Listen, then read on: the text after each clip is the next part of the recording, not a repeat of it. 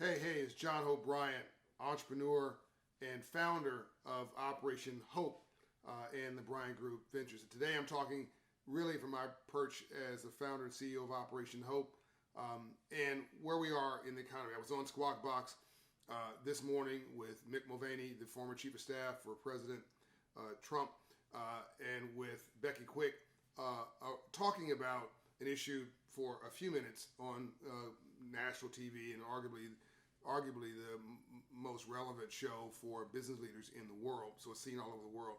But you don't have a lot of time on that show, so couldn't unpack it. I want to unpack it here on the Hope Channel, and really talk more about what drives the economy. You know, what's good for the economy, what's bad for the economy, what does history show us, where are we at in this moment in history? How do you fit in all this? Because I want to be your voice. When I go on TV, I'm trying to be the voice for those who don't have a voice in a way that's meaningful for all of us.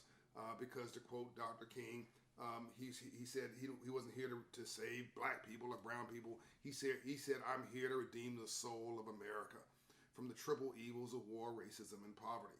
And I think today we have a movement need that's in the business suites more than in the mean streets. I think that we've got to really not be about red jerseys or blue jerseys, as in political parties, but about putting on a green jersey, which is economic prosperity for everybody. Can I get an amen? I think that if you want to pick a color, it should be red, white, and blue. That we're the largest economy on the planet. But as I said this morning, we're only 13%. I'm sorry, we're the 13th in infrastructure. Let me restate that so it's clear. We're number one of gross domestic product, GDP, in the world, biggest economy in the world. And I know you've heard other things about China and this and that, but we're the largest in the world.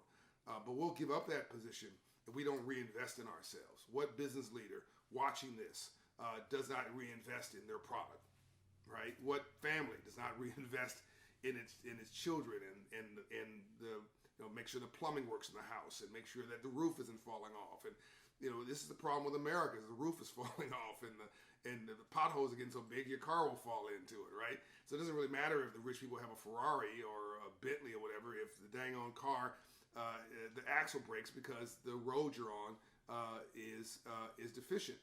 And so our infrastructure is falling apart. So let me say this again: we're the number one economy in the world, but we're the 13th in GDP. I'm sorry, 13th in infrastructure investment. So there's 12 other countries that do a better job of investing in its infrastructure than the United States. We're not investing in our roads, in our railroads, our railways, our roads, our public systems, our transportation systems, our the energy platforms, all of our systems that make the economy grow. We aren't reinvesting in that. But the biggest investment we're not making, and this is a big part of the proposed infrastructure plan that's proposed by the Biden administration, which hopefully receives bipartisan support, is because I've heard Republicans and Democrats both say it's necessary. They're just arguing over the number. The biggest thing is human capital. And what is Operation Hope about? What is my whole life about? Unleashing untapped human capital at scale. And so let's get underneath the rhetoric and talk about what drives the economy. So the perception is that Republicans are good for the economy and Democrats are bad for the economy.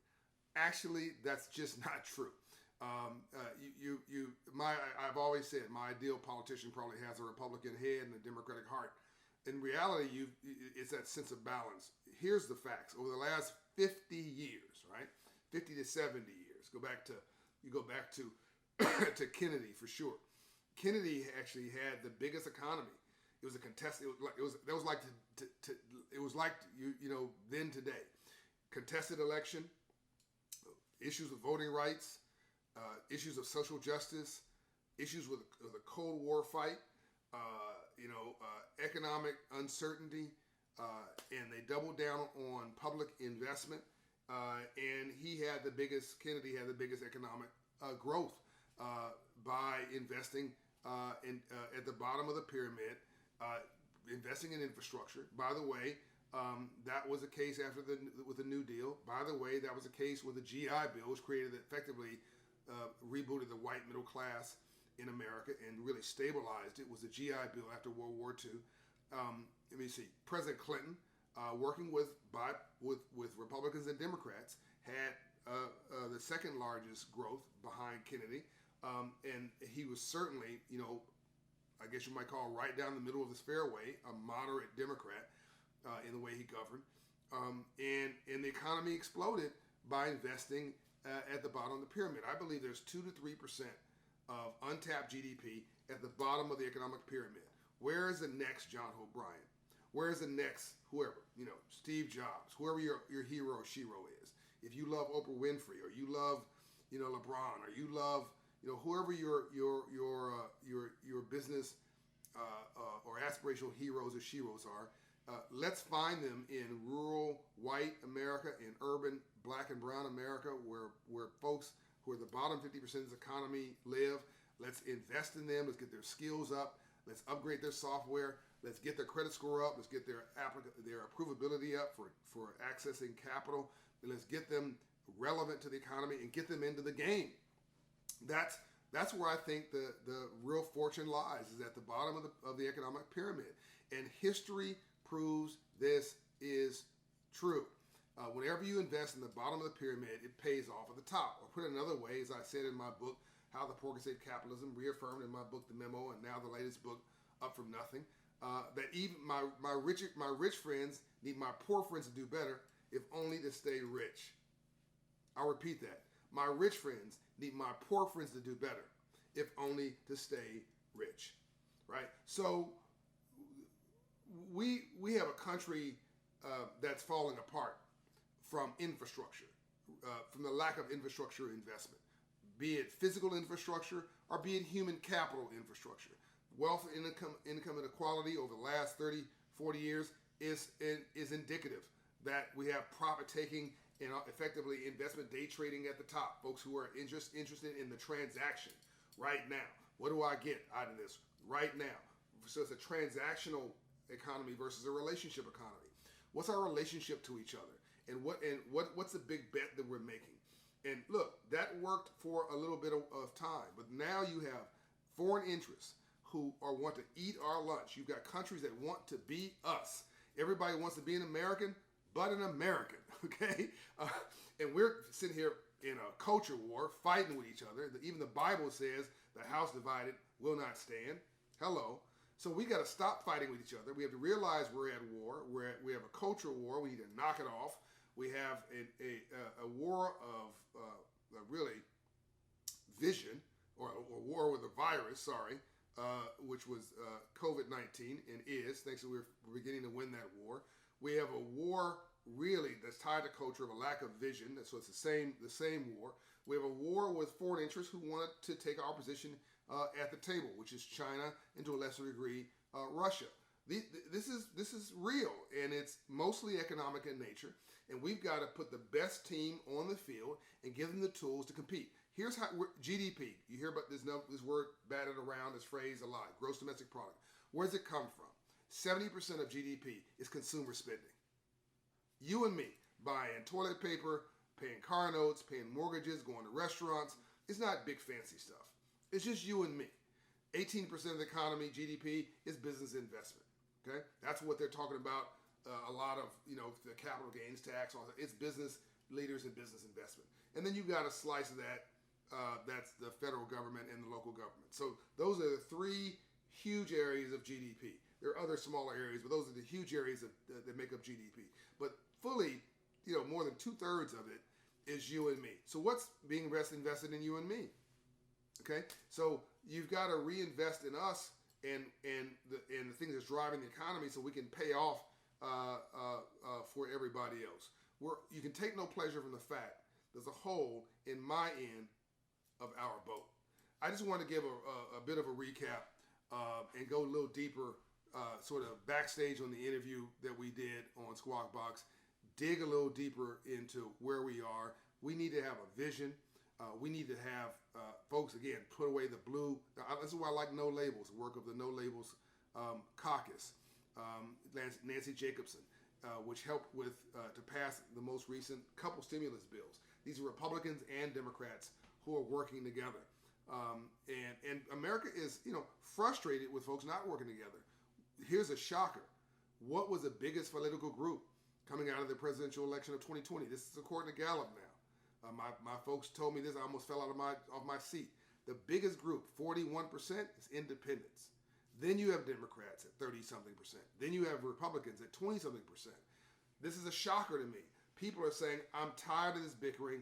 I want solutions. I want what I call a get it done party. So you have this growing group, what I call a radical movement of common sense, right in the middle.